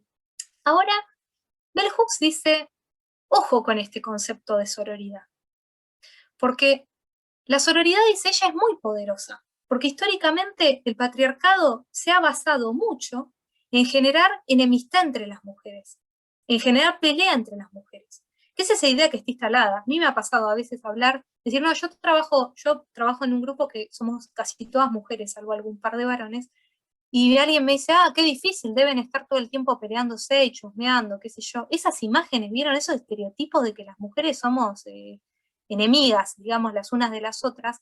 Y eso, ¿a qué ha sido funcional esa construcción, no? ¿A quién ha sido funcional esa idea de la pelea entre las mujeres, del juicio? Que eso, por supuesto, también está internalizado. Por supuesto, son cosas que también tenemos que nosotras deconstruir. Mirar a la compañera y mirarla no desde la lógica de la enemistad, de la pelea, sino desde la lógica del compañerismo, del apoyarnos mutuamente, del construir esa es la idea de estos pactos, ¿no? Del apoyarnos contra los varones, no, del apoyarnos para construir un orden que no sea sexista, que no esté atravesado por estas discriminaciones, que no piense que porque es mujer es menos capaz, es más débil, no va a hablar tan bien, no lo va a hacer tan bien, no va a estar preparada, no va a poder ir a disputar, no va a poder ir a pelear, no va a poder... ¿Se entiende? O sea, son esas ideas las que están operando. Y lo que dice Bell Hooks, que me parece muy lúcido de ella, lo tenemos también incorporado. Y nuestra primera tarea es tomar conciencia de eso para intentar transformarlo. Dejar de mirar a la otra como una competidora, como una enemiga. Empezar a pensar en esta fuerza que nos podemos dar apoyándonos. Mucho de esto, por ejemplo, en los encuentros de mujeres, acá en nuestro país. Si ustedes leen el libro este de Bell Hooks, los capítulos que yo les propongo, y lean todo el libro si les gusta, pues la verdad es que está muy bueno, ella dice, ella está escribiendo desde Estados Unidos, una feminista negra, pero escribe desde Estados Unidos, y habla de las experiencias de lo que se llamaba en Estados Unidos los grupos de concienciación, los grupos de conciencia, que es parte de lo que le dio la fuerza al feminismo en Estados Unidos en esa época. ¿Qué eran los grupos de conciencia? Eran grupos de mujeres que se reunían, de mujeres de diferentes oficios, de diferentes trabajos, que se reunían a conversar sobre problemas que tenían en común, sobre problemas compartidos que tenían como mujeres, ¿no? Y eso acá, en los encuentros, yo cuando leo eso de Bell Hooks, pienso en nuestros encuentros de mujeres, en los encuentros que tenemos nosotras desde la recuperación de la democracia desde los 80. Yo, por supuesto, de esa época no voy porque no estaba, pero bueno, desde que voy, tiene que ver esa fuerza también, ¿no? Lo que implica a las mujeres encontrarnos en espacios donde podemos hablar, donde podemos compartir problemáticas comunes, donde podemos pensar una agenda. Entonces, ¿qué quiere decir esto? Y me parece interesante. Que el feminismo sea para todo el mundo no quiere decir que las mujeres no tengamos necesidad de tener espacios específicos donde pensemos y donde discutamos. Pero quiere decir que no podemos tener solo espacios específicos. Tiene que haber espacios específicos y espacios donde pensemos en conjunto, ¿sí? Y también tiene que haber espacios, dice Bell Hooks, donde los varones también problematicen sus privilegios, donde también hagan esta misma reflexión sobre el sexismo, ¿no? No solo nosotras. Son relaciones, ¿no? No habría varones sin mujeres y no habría mujeres sin varones. O sea, es una relación. Entonces, el desafío está ahí, ¿no? En pensar también esa construcción de esa relación. Me parece a mí muy interesante esta apuesta de Bell Hooks de decir, llamarnos a esta reflexión, a esto que ella llama la toma de conciencia, de cuántos prejuicios sexistas, cuántos estereotipos reproducimos en nuestra vida, en nuestras prácticas, y cómo lo desarmamos. El primer paso para desarmarlo, indudablemente, es verlo. Si no lo vemos, ni siquiera parece que existe, ¿no? Entonces, verlo es un primer paso para empezar a desarmarlo, ¿sí? Eso no quiere decir que todas las mujeres estemos en las mismas posiciones, y eso también tiene que ver con la toma de conciencia. Eso lo ve muy claro Bell Hooks también. Ella dice, no es lo mismo ser una mujer migrante, laburante, que ser una mujer que vive en, no sé, en Recoleta, ¿no? Y que no tiene ningún, o sea, que tiene muchísimo dinero, y etcétera, ¿no? Eso, dice Bell Hooks, también tenemos que verlo. Eso no quiere decir que no podamos llevar adelante luchas comunes en aspectos, pero tenemos que verlo, tenemos que ver las diferencias, porque si no vamos a reproducir relaciones que siguen siendo asimétricas, ¿no?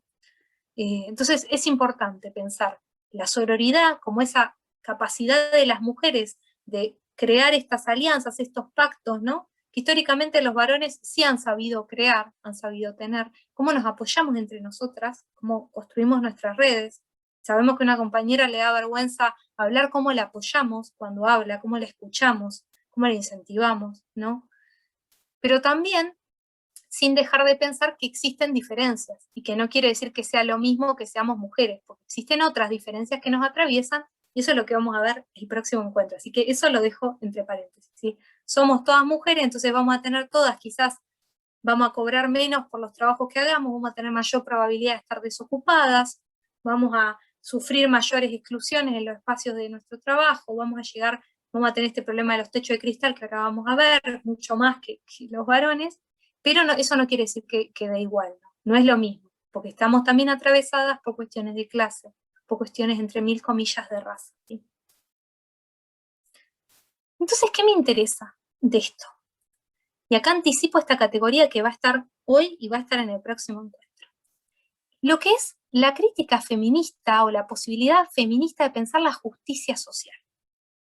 Una idea, un concepto, una guía, digamos, que tenemos. Pensar la justicia social implica pensar esa lucha contra el sexismo, ¿no? Porque si mantenemos las sociedades sexistas, si mantenemos la discriminación y la opresión en función del sexo o género, nuestras democracias no van a ser verdaderamente igualitarias. Es decir, la justicia social nos permite pensar democracias, formas de organizarnos que no sean ni exclusivas ni excluyentes. Esto implica, como les decía, repensar el contrato, repensar ese contrato sexual que ha estado a la base de esas democracias y que ha hecho que las mujeres históricamente hayan sido consideradas como por fuera, y repensar también el contrato moral, es decir, el contrato que también ha excluido a otros sujetos y no solo a las mujeres.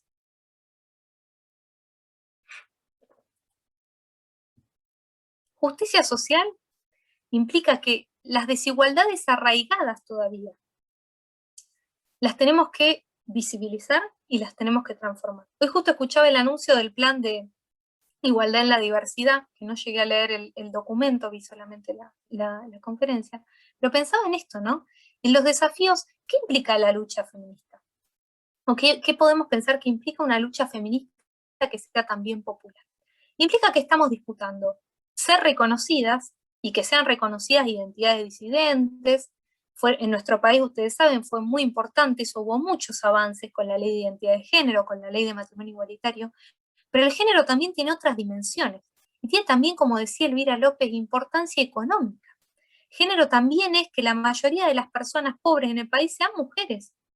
Entonces, eso que llamamos la feminización de la pobreza, ¿con qué tiene que ver?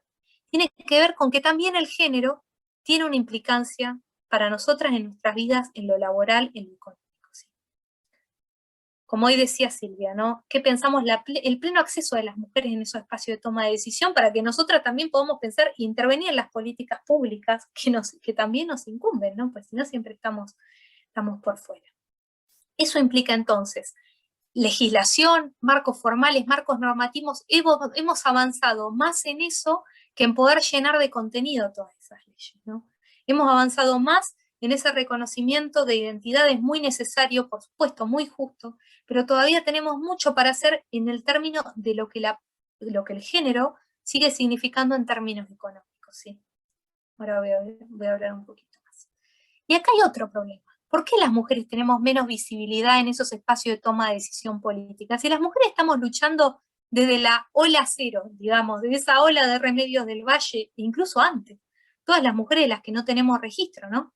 Porque ¿quién cuenta su historia, no? Como decía Baglietto, este hombre trabajó, ¿quién escribirá su historia? Y esta mujer que trabajó, ¿quién escribe su historia? Y esta mujer que luchó, ¿no? La historia, ustedes lo saben, la historia la escriben los que ganan. Quienes ganan, quienes vencen las luchas, son quienes tienen el poder también para escribir la historia. Entonces la historia históricamente ha sido una historia que ha estado atravesada por el patriarcado. Y además en América Latina el doble desafío de también de pensar una historia que ha sido escrita desde otros lugares, desde fuera, ¿no? Entonces, ¿cómo escribimos nuestra historia y cómo pensamos esto? Si bien las mujeres hemos estado entonces, en América Latina en particular, muy presentes dentro de los movimientos sociales, dentro de la lucha política, ¿por qué a la fecha seguimos siendo minoría y las leyes de los cupos siguen siendo cupos que nunca tienden a ser del 50, ¿no? Como el cupo de los cupos legislativos del 30? ¿Por qué el cupo del 30, por ejemplo? ¿Por qué 30% de mujeres y no 50 o no 60, o no unos cupos de máxima, ¿no? Bueno, y acá aparecen estas categorías que, bueno, este techos de cristal que estuvo muy en discusión, ustedes habrán escuchado con el tema este del candidato a camarista, ¿no? Del candidato a juez, que le preguntaron y inventó una definición súper rebuscada, no tenía ni idea, estaba haciendo un concurso para ser juez y les evalúan, ustedes saben, los conocimientos que tienen. Y en el tema género le preguntaron qué es el techo de cristal.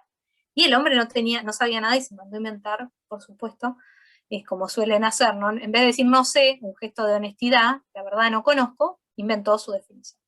¿Qué es el techo de cristal? Es un concepto muy importante si lo leemos en conjunto con este otro que les puse al lado, el de piso pegajoso. ¿Qué es el techo de cristal? El techo de cristal es la idea de que es algo así como unos techos invisibles, que cuando las mujeres acceden al trabajo asalariado, al trabajo fuera de la casa, se encuentran en un momento como con cierta limitación que no pueden ascender, que no pueden llegar a los puestos de mayor toma de decisión, ¿sí? Porque eso se le llaman los techos de cristal. Es como si hubiera un techo invisible sobre nuestras cabezas que nos impide crecer y ascender laboralmente. Es invisible porque no está codificado. Antes estas cosas estaban en las leyes, decía que las mujeres no podían trabajar. Hoy la ley no dice eso, pero sin embargo siguen estas resistencias porque estos contratos todavía no los desarmamos, como digo. Pero bueno, esa es la idea del techo de cristal. Ahora, ¿cuál es el tema del techo de cristal? Es un concepto muy necesario, tenemos que pensarlo. ¿Cuántas mujeres han sido, si ustedes ponen mujeres que son presidentas en el mundo, cuántas mujeres les van a salir? ¿Qué porcentaje? Mujeres que dirigen, mujeres sindicalistas, mujeres en el ejército, en las principales instituciones, piensen ustedes. El ejército, los sindicatos, los estados, la iglesia, que también es otra institución. ¿Cuántas mujeres hay en las cúpulas de esos espacios de decisión?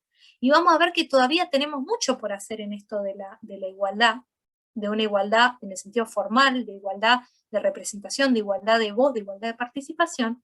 Eso tiene que ver con esos techos de cristal. Pero también con lo que llamamos pisos pegajosos. Estas son ideas que traen las que hacen economía feminista, por ejemplo, ¿no? Les dicen así. ¿Qué es el piso pegajoso? Muchas mujeres que ni siquiera pueden acceder al trabajo, que ni siquiera pueden acceder a un salario, que ni siquiera tienen independencia económica.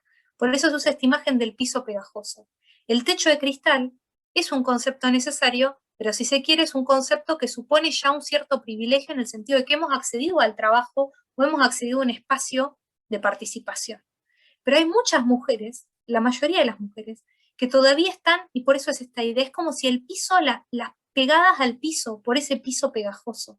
No es porque ellas lo quieran o no es porque ellas no tengan voluntad, es porque están, por ejemplo, asignadas a tener que cumplir con ciertos trabajos, todo el trabajo doméstico, todo el trabajo de cuidados. Son tareas que históricamente se le han asignado a esas personas consideradas mujeres, ¿no?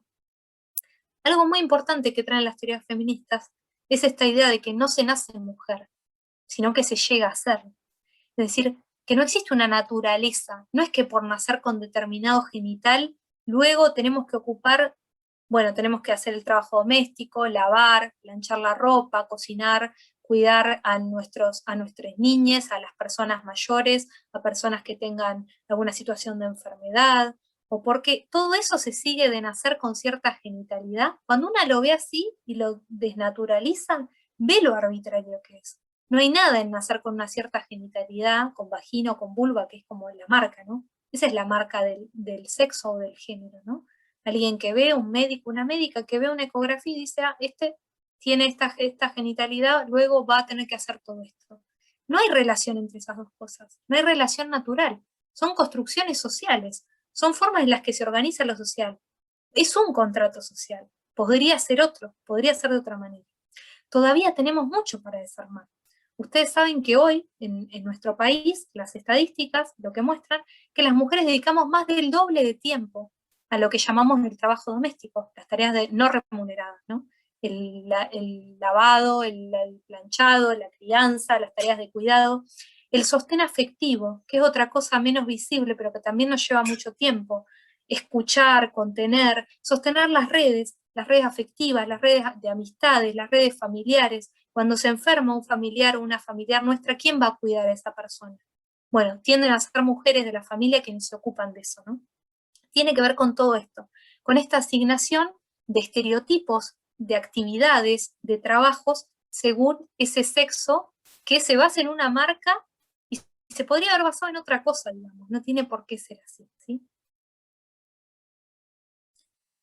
Algunos problemas y desafíos para que podamos discutir, debatir. Estas desigualdades que les digo, estas desigualdades materiales que tienen que ver con, por ejemplo, como les decía, las mujeres hacemos más del doble, dedicamos más del doble de tiempo, más de 6 horas por día, las mujeres dedicamos al trabajo no remunerado, es decir, trabajo que no se paga, y que es invisible, entre comillas, pues tampoco es valorizado muchas veces. Ahora con la pandemia, parcialmente parece que se ha reconocido un poco eso que llamamos el sostener la vida, ¿no? Las mujeres permitimos históricamente que se sostenga la vida, porque aseguramos la nutrición, la vestimenta, el abrigo, el afecto, hemos tenido que asegurar todo eso, que es muchísimo. Y sin eso no habría sociedad, no habría Estado, no habría construcción ciudadana, no habría asamblea, no habría nada. Son las necesidades que llamamos básicas, ¿no? Tendemos a ser mujeres o personas feminizadas, no solo personas que nacieron mujeres, quienes tienen que cumplir esas tareas, ¿sí? Eso sigue estando así, de desigual. Como les digo, más del doble de tiempo. Fíjense que no es poco, más de 6 horas por día.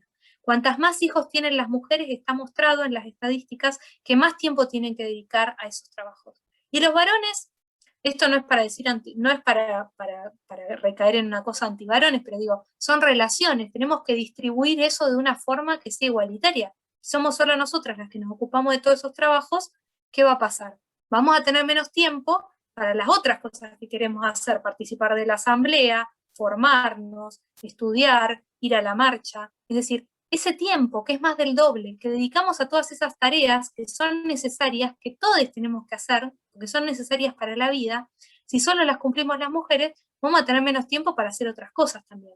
Y no por casualidad, son las cosas que tienen visibilidad, las cosas que están en el espacio público, el disputar, eso como les digo, la toma de decisión en los espacios políticos, etcétera, etcétera. Saben que hoy, tomo mate porque si no se me seca la garganta, como los Zoom, no sé por qué, me quedo sin voz. Hoy se está hablando mucho de los cuidados, esto que llamamos los cuidados. Las mujeres cuidamos, en el sentido de que garantizamos todo esto, ¿no? El alimento, la vestimenta, el sostén afectivo, escuchamos cuando alguien se siente mal, lo contenemos, cosas que son hermosas, que son muy valiosas, que bueno, no son esencias, las aprendimos, pero bueno, son valiosas. Eso es algo que necesitamos todas las personas. Entonces se empieza a hablar de los cuidados como derechos humanos, como algo que tiene que ser un derecho humano, a cuidar y a ser cuidado. Entonces no puede ser solo algo que hagamos las mujeres, lo tenemos que hacer todas las personas. Y acá viene esta idea del feminismo para todo el mundo. El feminismo es para todo el mundo porque nos involucra a todos, a todas y a todos. Todos tenemos que transformar estas cosas. Por ejemplo, esta desigualdad en el tiempo que dedicamos al trabajo doméstico, a la crianza, etcétera, etcétera, ¿sí? Esto que ya les comentaba, ¿qué rol tenemos las mujeres en los movimientos sociales latinoamericanos y en nuestros movimientos sociales? Las mujeres siempre hemos tenido mucha participación, mucha visibilidad en los movimientos sociales de nuestro país y latinoamericanos. Pero ¿por qué no accedemos entonces a los espacios de toma de decisión? ¿Cómo desarmamos esos techos y cómo despegamos de esos pisos que hacen que, a pesar de que históricamente hayamos tenido mucha visibilidad, quizás no logramos tener del todo la plena representación, la plena presencia que queremos tener en esos espacios, ¿sí? Otro desafío que tenemos para pensar. Hoy les decía al principio, Argentina en concreto, nuestro país, bueno, había alguna compañera mexicana, habían mencionado que quizás puede también dar una mirada de cómo se ve la lucha de Argentina, de las mujeres y de los feminismos en Argentina desde fuera. La lucha de las mujeres en Argentina es un modelo, y como les digo, feministas que son como norteamericanas, que son como las más conocidas, las conocidas como Nancy Fraser, están tomando a Argentina como el ejemplo de lo que son las luchas feministas. La lucha por el aborto, y lo que conseguimos con esa lucha histórica, con esas jornadas también históricas ahora, y que fue una noticia de enorme felicidad en un año tan horrible como había sido, y tan difícil como había sido el año pasado, y que ojalá, como dice Dora Barranco, sea algo que exportemos al resto de los países de América Latina, la fuerza que tiene no haber conseguido ese derecho, lo que puede traccionar en Chile, en Bolivia, en Paraguay, en Perú, en México, ¿no? En Colombia, qué fuerza tiene que se haya sancionado esta ley del derecho al aborto. Bueno, pero tenemos ahí entonces estos desafíos, ¿no? Somos muy visibles hacia afuera, se nos reconoce. Pensemos también en el papel de las madres y las abuelas de Plaza de Mayo también, ¿no? En la importancia. Y en lo que ha sido también para nuestra historia, para nuestra genealogía situada, el cruce o el vínculo entre los movimientos de derechos humanos y el movimiento feminista, ¿no? Pero también estamos hablando de derechos humanos. Cuando hablamos de los derechos de las mujeres y de las personas, lo vamos a ver mejor la disciplina, y de las personas que son lesbianas, gays, transexuales, travestis, estamos pensando en términos de derechos humanos también. O sea, entonces ahí van anudadas esas cosas, ¿no? No estamos hablando solo de un derecho, no sé, no son cosas menores, digamos. Hablamos de justicia social, es decir, de sociedades verdaderamente igualitarias, hablamos de derechos humanos, ¿sí? Pero bueno, ¿cómo fortalecemos esta participación en estos espacios? Tiene que ver con cómo podemos transformar esas desigualdades, por ejemplo, en el espacio llamado doméstico, en la casa, para que podamos tener tiempo para poder participar también de las asambleas, para que podamos estar en las discusiones sindicales, para que podamos estar en los espacios de toma de decisión. Si no, siempre vamos a estar traccionadas y trabadas por un montón de obstáculos que otras personas no van a tener porque tienen en este sistema, en este orden estructural, tienen otros privilegios. Otra cosa que me parece que tenemos pendiente como desafío, este auge de lo que diríamos feminismos empresariales y las apropiaciones de las nuevas derechas de los discursos de los feminismos. Pues las derechas históricamente no han estado a favor del feminismo. ¿Qué pasa ahora cuando las derechas empiezan a darse cuenta que quizás es útil tomar algunas de estas demandas y algunos de estos reclamos para conseguir votos o para conseguir, bueno, para legitimarse, ¿no? Pienso en algunos discursos recientes que han utilizado esta idea de que las mujeres somos las que tenemos que, ¿no? Que quedarnos en la casa, que cuidar a las niñas, y ha sido utilizado con fines que no son los que diríamos que tienen nuestros feminismos populares o los feminismos populares que queremos reivindicar. Y acá esto me parece que es un desafío que tenemos que tener presente también. Porque si bien en ciertas luchas hemos estado todas juntas, por ejemplo la lucha contra el aborto, que como dice Bell Hooks, no se puede ser feminista casi y estar en contra del aborto, ¿no? Es muy difícil, digamos, ser feminista y no estar a favor, porque el aborto es una fuente de injusticia, es una fuente de discriminación, es una fuente de violencia, es una causal de muerte para muchísimas mujeres. No se puede ser feminista y estar en contra del aborto, digamos. Por más que una mujer diga, bueno, yo nunca abortaría, pero no le voy a impedir a una compañera que si quiere hacerlo, que lo haga, digamos. Esa es la idea, ¿no? No tiene que querer decir que todas queramos abortar o que todas pensemos qué es lo que elegimos para nuestro plan de vida, pero quiere decir que no tenemos que prohibírselo a otra compañera que se le puede ir la vida en eso, ¿no? Entonces, contra el aborto pareció que todas había como una especie de, bueno, vamos todas por el mismo lado, no importa, ¿no? De dónde somos, qué compromiso, pero todas estamos en contra de la ilegalidad del aborto, entonces vamos juntas. Pero ahora ya empezamos a ver también estas distinciones, ¿no? Porque bueno, no tenemos los mismos, nuestros feminismos pueden ser muy diferentes, ¿no? Y ahí una clave nos la da esta idea del feminismo popular, de pensar no solo el género, como decía Silvia al principio, sino también el género, las desigualdades e injusticias de clase, y las desigualdades e injusticias racistas, que también nos atraviesan. Entonces, un feminismo empresarial solamente va a defender derechos de las mujeres, entre comillas, o derecho de identidad disidente, y no le va a importar más nada, ¿no? ¿Qué va a querer? Que algunas pocas mujeres tengan puestos en algunos lugares de poder. Eso no es lo que estamos pidiendo, ¿no? Los feminismos populares estamos pidiendo que las mujeres que quieran, que tenemos que estar o que queremos estar en los espacios de toma de decisión, ustedes o quienes sean, puedan estar, pero también que logremos transformar una sociedad que es muy injusta, que distribuye que los recursos están distribuidos de manera muy injusta, que la mayoría, las amplias mayorías no tienen para comer mientras una minoría se sigue llenando los bolsillos.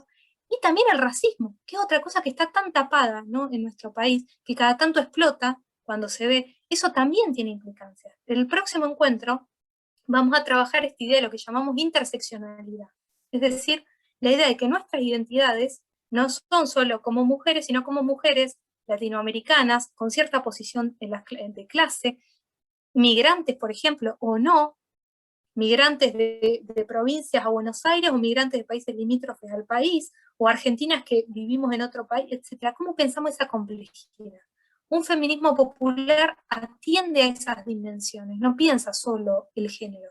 El género nunca existe solo, nunca somos solo mujeres, o solo travestis, o solo lesbianas, o solo disidencias. Somos mujeres y además nos atraviesan otro montón de relaciones, que como dice Bell Hooks, si no las vemos es porque tenemos un interés en reproducirla, en visibilizarla. Y esto es lo que pasa con muchos de estos feminismos que diríamos empresariales en el sentido de derecha, digamos, feminismos que lo que quieren es que algunas pocas mujeres accedan a algunos privilegios que tienen unas minorías, pero no están buscando esa transformación que estamos pensando. Este contrato social, cómo lo rearmamos, ¿no? Cómo lo volvemos.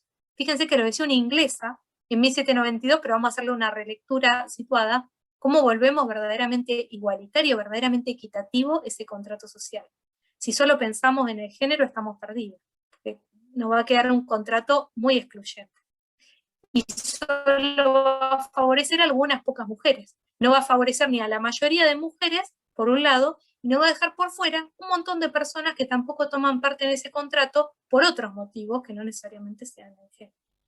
Entonces, estamos en esto, ¿no? Fortalecer la lucha por la ampliación de derechos, de reconocimiento, como decimos, esto es medio del, perdón, la jerga de la filosofía, ¿no? En filosofía decimos, hay derechos de reconocimiento, hay luchas por el reconocimiento de identidades, por ejemplo, de disidencias, etc. Eso es muy importante, pero también por la redistribución de los recursos, por cómo transformamos una estructura injusta en nuestras sociedades que está muy arraigada. Ese contrato social ha sido un contrato sexual, ha sido un contrato moral, ha excluido a mujeres, ha excluido a los sectores populares, excluye y sigue excluyendo a los pueblos originarios. Entonces, ¿cómo desarmamos todo eso? Bueno, tenemos que tomar el desafío de pensar de forma compleja, digamos, de pensar esto en conjunto. Parece difícil, pero es necesario, porque si no, vamos a seguir construyendo un feminismo que no sea para las mayorías, sino que sea un feminismo que va a favorecer a solo unas pocas, en el mejor de los casos, a solo unas pocas mujeres, ¿sí? Bueno, hasta ahí antes de que yo me quede sin voz, y así quiero escucharlas, aunque sea difícil, porque por suerte somos un montón, y podemos igual dialogar. No pude leer nada de lo que iban poniendo en el Power. Sí, igual fueron haciendo acotaciones sobre lo que vos ibas contando, y después alguna pregunta puntual que por ahí ahora te voy a compartir. Hubo así un intercambio corto, pero al fin intercambio, que tenía que ver con que cuando vos empezaste a hablar sobre el tema de los feminismos y el tema de la sororidad entre mujeres y todo eso, que a algunas compañeras se le complicaba cuando hablábamos de Patricia Bullrich con respecto sí. a esto, ¿no? Bueno, planteaban esta realidad. Y después plantearon el tema de si hay alguna idea, además de Bartolina Sisa, de lo que tiene que ver con estas cuestiones en los pueblos originarios. Eso también te preguntaban mientras ibas hablando. Bien, voy primero a la primera pregunta. Porque yo también, cuando yo pensaba esto para compartir y armaba el Power, decía, bueno, cuando pensemos esto de la solidaridad, las advertencias tienen que ver con eso. No por ser mujeres, dice Bell Hooks, no se nace mujer, se llega a serlo, como decía Simone de Beauvoir, no se nace feminista. Solo por ser mujer tampoco se es feminista, ni mucho menos. Así que ahí va esa advertencia también. Fíjense que Bell Hooks dice algo muy polémico, pero que es muy interesante. Dice, el enemigo, dice ella, de los feminismos no son los varones, porque un varón que abandona sus compañeros, sus privilegios sexistas, es un compañero en la lucha. Más peligroso, dice Bell Hooks, es una mujer que no abandona sus privilegios y que los sigue reproduciendo y que pensamos que es compañera porque es mujer y no, en realidad está reproduciendo esa lógica. Ahí entraría ese caso, digamos, de este personaje que usted está mencionando. Y además lo otro, ese feminismo de Bullrich es el feminismo, empresarial. Es un feminismo que puede, en algún momento, si se le ocurre, puede hablar de derechos. Cuando decía esto en el discurso de Larreta del otro día, cuando hablaba de la necesidad, que estaban, bueno, esta locura de las escuelas abiertas, qué sé yo, y decía, es importante, decía Larreta, que abran las escuelas, porque son las mujeres, si no, las que tienen que quedarse con las niñas. Entonces yo lo escuchaba y decía, está usando un argumento del feminismo para defender una política súper nefasta. Entonces ahí es donde, por eso, y es lo que vamos a ver mejor el encuentro que viene, la importancia del enfoque interseccional y de ver que bajo pretexto de luchar contra la opresión de las mujeres no esté reforzando una desigualdad de clase, una desigualdad racista. O sea, ahí tenemos que estar muy atentas porque esos discursos se van sofisticando. A medida que el feminismo se vuelve masivo, que es muy saludable y es muy producto de la lucha de tantas ancestras, de tantas mujeres, a medida que se masifica, también va siendo apropiado, ¿no? Esta cosa de la unidimensionalidad. Ustedes saben, el capitalismo, uno de los rasgos que tiene es que todo lo que puede ser crítico se lo apropia, lo trata de absorber, lo trata de encapsular, ¿no? Entonces, con el feminismo puede pasar lo mismo, que se intente encapsular y que se intenten apropiar de nuestras consignas, de nuestra reivindicación, para sostener políticas que generan desigualdad e injusticia social en otros niveles. Entonces ahí tenemos que estar atentas a tener esa mirada compleja, digamos, por supuesto.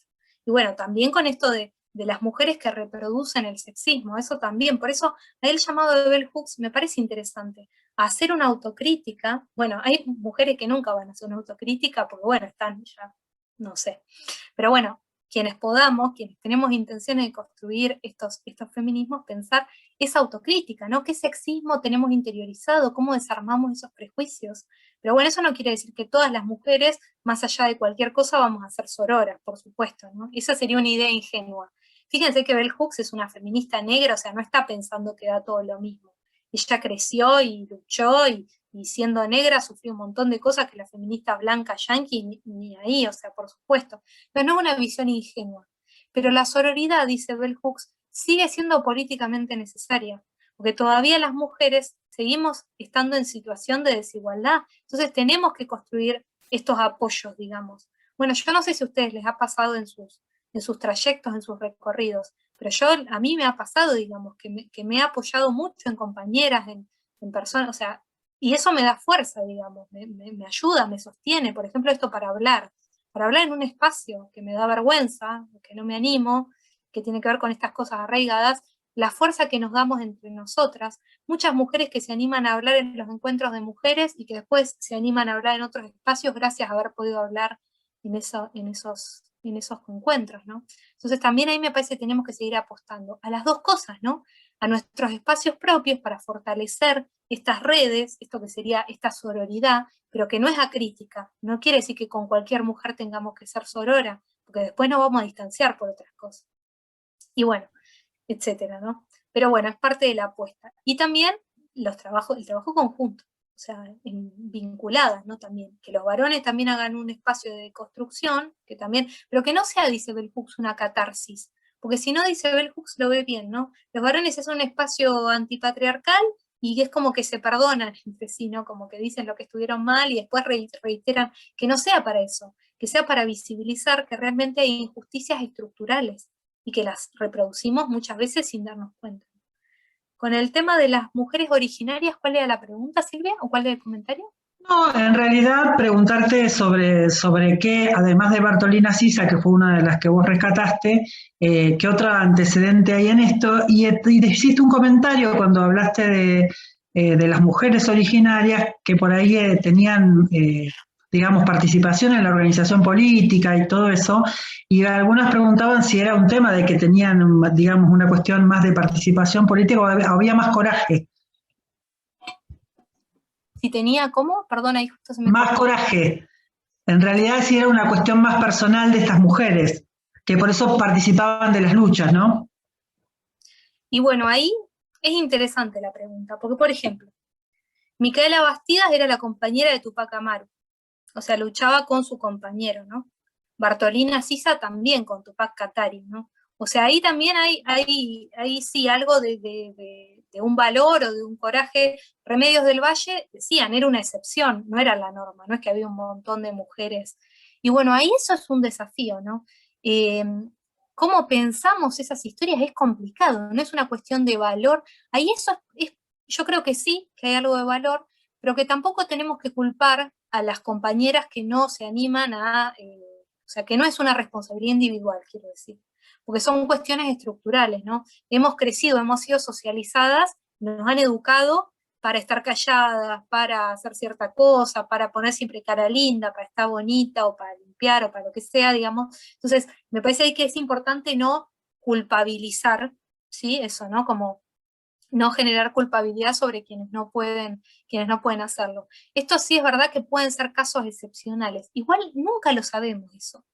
¿Y eso por qué no lo sabemos? Porque tenemos poco registro. A Remedio del Valle, me voy a permitir decir, se la recuperó hace muy poco, como esta idea de la madre de la patria o la madre de la matria.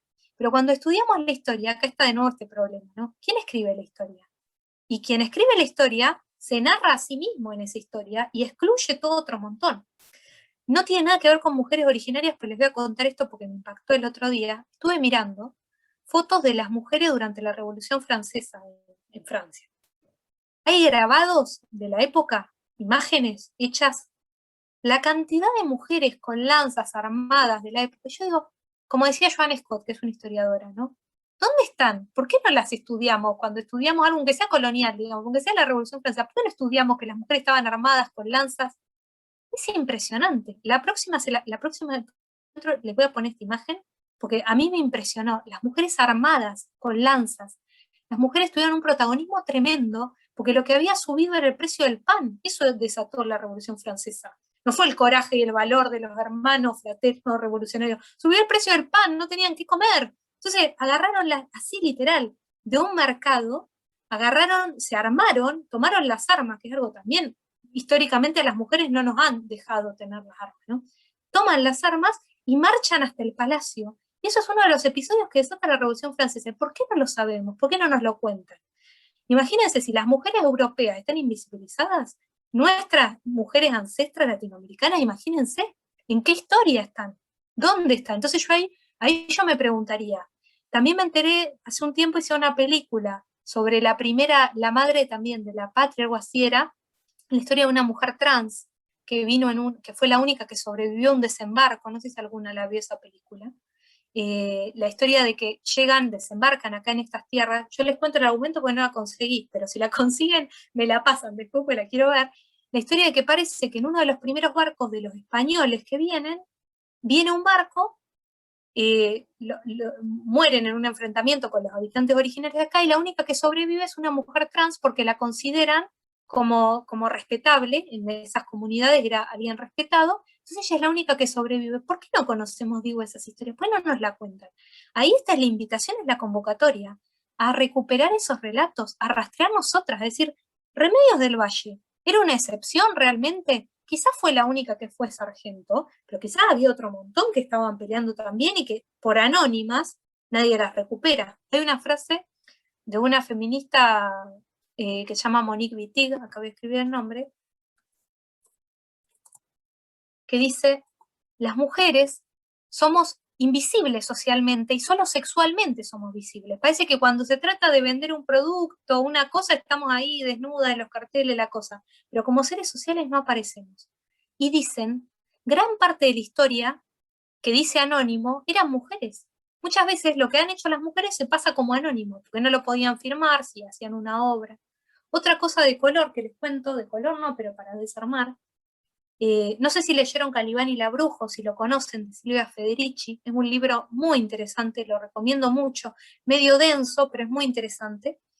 Ella lo que muestra es cómo surge el capitalismo en Europa, y ella dice lo que el capitalismo no solo surge de una acumulación, de saqueo de los territorios, de la colonia, sino también de una apropiación de los cuerpos de las mujeres, dice Federici.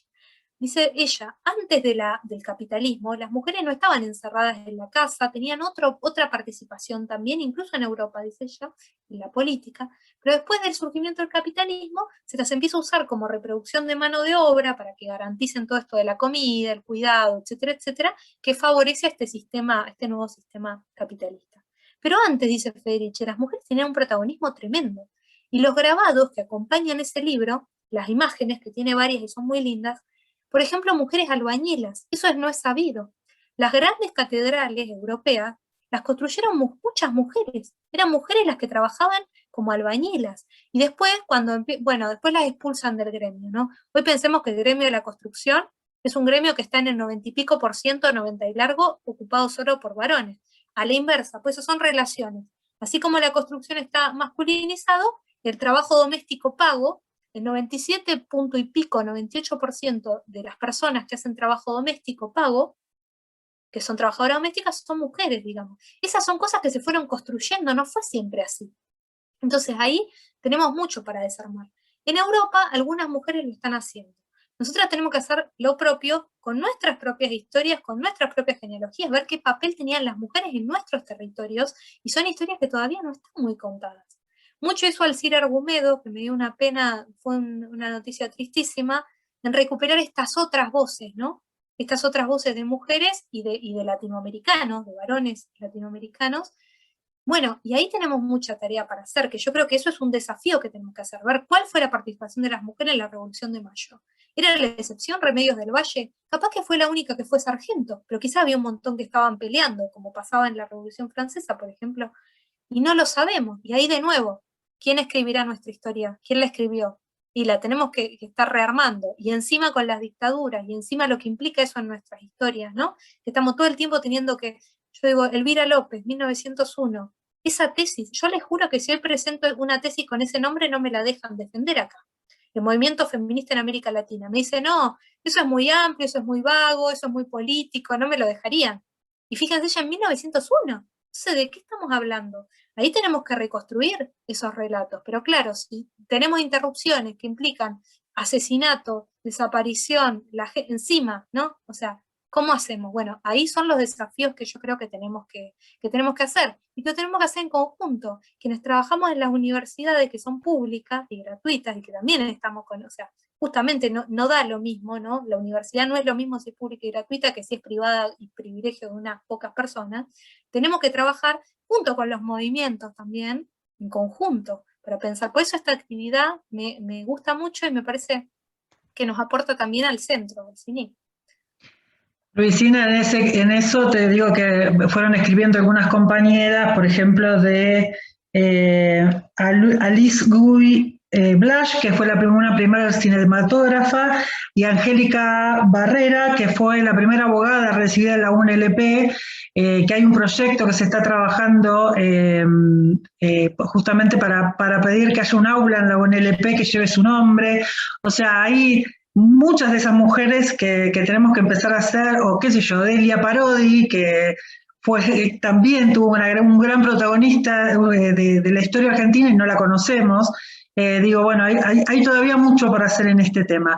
No había más preguntas. Quiero decirles primero a todas que les va a llegar por mail el material que Luisina fue contando que ella compartió, junto con el programa donde están todos los links para que ustedes puedan acceder a todo el material, así que tranquilas porque lo van a tener.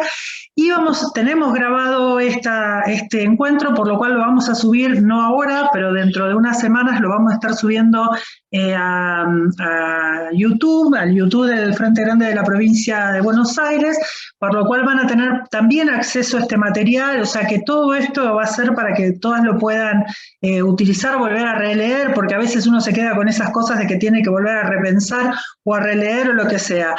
Así que eso, tranquilas que eso va a estar. Recuerden renombrarse para que sepamos quiénes están, porque la idea sería entregarles certificado a las que hayan participado de todos los encuentros, de las charlas y los talleres, digo, entonces a esas le vamos a entregar, pero necesitaríamos que tengan su nombre y apellido, si no, no sabemos quiénes estuvieron presentes. Vuelvo a decirles que siempre todo lo que va a ser preguntas y todo eso va a ser por el chat, por una cuestión de, digo, para que no sea un lío, porque tenemos el tema de que seamos tantas, es difícil manejarlo, así que bueno.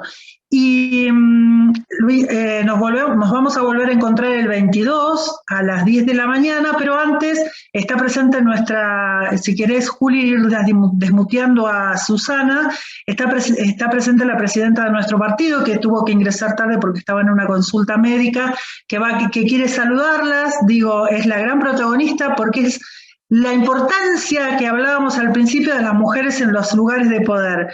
Tenemos una presidenta mujer que realmente se compromete con esta idea del feminismo y de la sororidad, y es la que nos permitió trabajar con total libertad y que nos permitió realmente que hoy pudiéramos estar nosotras compartiendo esto con este espacio con Luisina, pero con los espacios que vamos a ir compartiendo con Charo y con Indiana, que son geniales, para las compañeras que vamos a compartir en las charlas.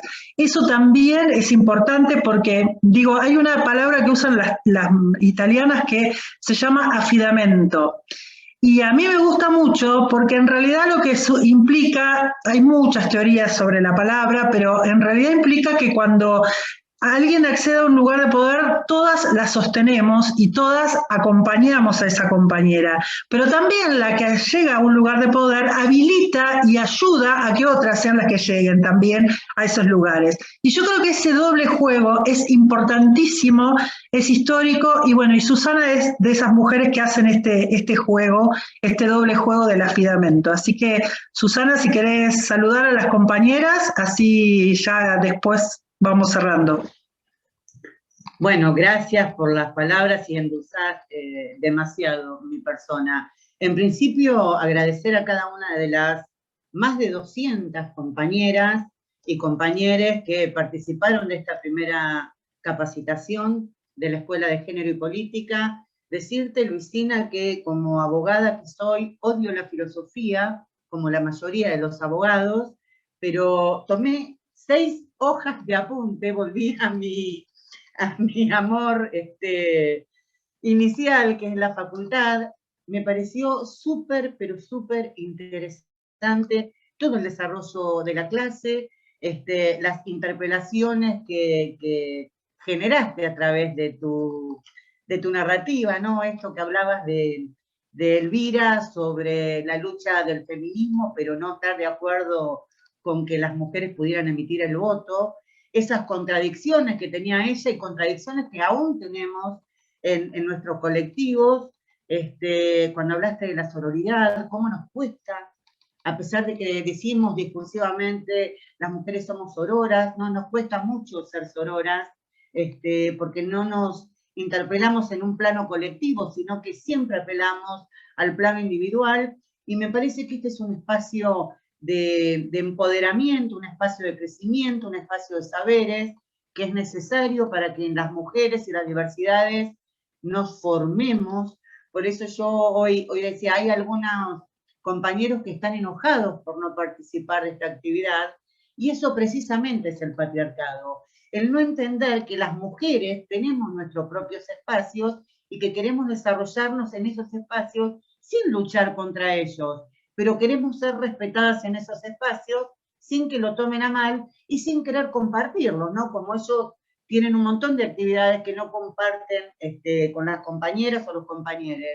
Estoy maravillada porque me encantó tu charla, me encantó todo el desarrollo que hiciste. Espero que cada una de las compañeras, recién Silvia, mientras vos hablabas, me pasaba un mensaje de texto y me decía, qué bárbaro ver a las compañeras tomando apuntes, bueno, creo que fue maravilloso, que además las intervenciones que hicieron, que fue para aseverar tu relato o tu narrativa, estuvieron excelentes, ¿sí? No se fueron por las ramas, y me parece que ha sido un éxito total el inicio de esta Escuela de Género y Política, y entre todas nosotras, las que formamos parte del Frente Grande, y las compañeras que están acá que no son parte del Frente Grande, pero que son compañeras y compañeros y que tienen una necesidad tremenda que quedó demostrada a través de las 500 inscripciones que se hicieron en 48 horas, Cristina. Había una necesidad que la Secretaría de la Mujer, a la cabeza con Silvia, pero con un grupo de compañeras que están en la Secretaría, han sabido entender, escuchar y la han sabido plasmar en este proyecto que no es ni más ni menos que una escuela de formación, de capacitación, para que las mujeres no solamente crezcamos y nos empoderemos, sino también que sepamos cómo es el ejercicio de la función y a lo que tenemos que apuntar como mujeres, no solamente por una cuestión de género, sino porque somos políticas por naturaleza y queremos aprender de la política y ejercer la política. Así que, maravillada, te recontra agradezco en nombre de todas las compañeras que están y que participaron de esta clase, y decirte que vamos por más. Un abrazo para todas. El sábado 22 a las 10 de la mañana, antes de las 10, vamos a estar abriendo, como hicimos hoy, el Zoom para que puedan ir ingresando y podamos empezar a horario. Ahí nos va a estar compartiendo Agustina también ese día, la idea del taller, para que ya vayan conociendo la idea del taller que va a ser SLEI, que así quiere llamarlo y nos encantó ese nombre. Contarte, Susana, que hay compañeras de Río Negro, de Formosa, de Chaco, de La Rioja, de todos lados, de La Pampa. La verdad que hermoso poder encontrarnos de esta manera. Vamos a ver si al final podemos hacer un encuentro donde podamos, no todas, pero por lo menos ir abriendo algunos micrófonos, pero al final como para compartir una evaluación de este espacio, porque a mí me parece importantísimo que nos podamos escuchar. Me muero por escucharlas a todas, pero bueno, vamos a ver si al final podemos hacer un encuentro de evaluación y poder compartir lo que podamos, porque esto ha sido maravilloso. Que nos podamos haber encontrado tantas compañeras en torno a esta idea, creo que es una cuestión maravillosa. Nos vemos el 22 de mayo a las 10 de la mañana, nuevamente con Luisina en este módulo que es el de Feminismo Popular, y ahí les vamos a estar contando el taller de SLEI, pero quienes también van a estar en la charla que vamos a tener sobre feminismo popular, siempre con la idea de pensar cómo llevar adelante esta idea de feminismo popular a nuestro trabajo en territorio, es decir, acá el trabajo de cada una.